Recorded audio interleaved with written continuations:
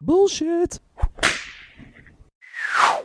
It's the No BS Marketing Show. I'm Dave Mastovich, CEO of Massolutions, the world's only no bullshit marketing firm. According to a Harvard Business Review survey, 58% of employees admitted to trusting strangers more than their own boss. Let me repeat that. 58% of employees admitted to trusting strangers more than their own boss. That's staggering. One way to improve and increase trust among your team is through storytelling. Yes, storytelling. We relate to well-told stories in every part of our life.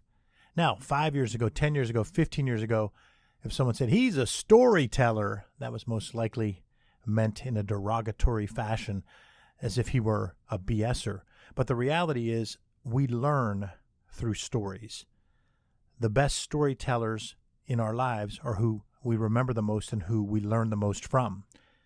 But leaders don't often realize this. The best leaders do, and they're typically also great storytellers.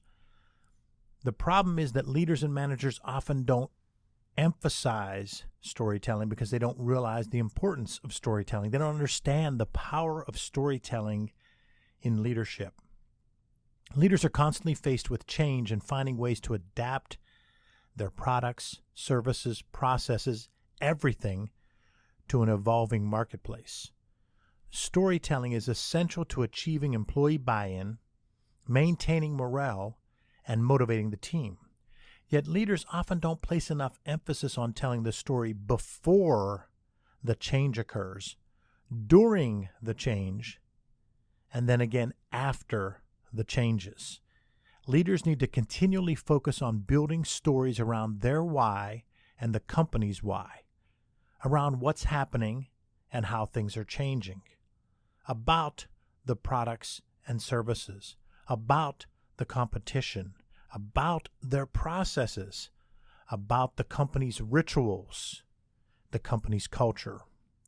Storytelling for leaders is not just around big presentations to the board, employee town hall meetings, speeches, or interviews with media.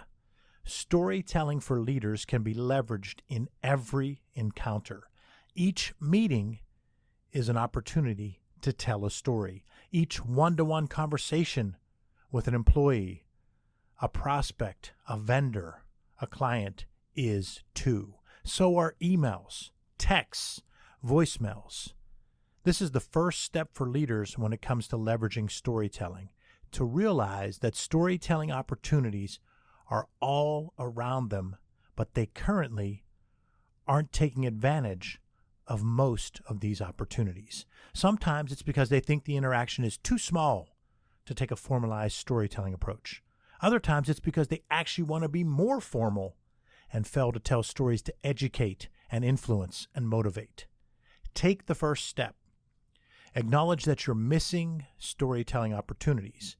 Then build a plan to start leveraging as many of those opportunities as possible to tell memorable stories that make an emotional impact, because your audience, one person or 100, can take personal meaning from your story.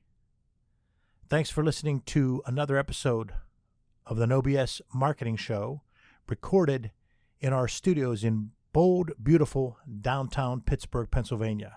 Remember, ask yourself, what's the big idea? And build your story around the answer. It's all about bold solutions, no BS.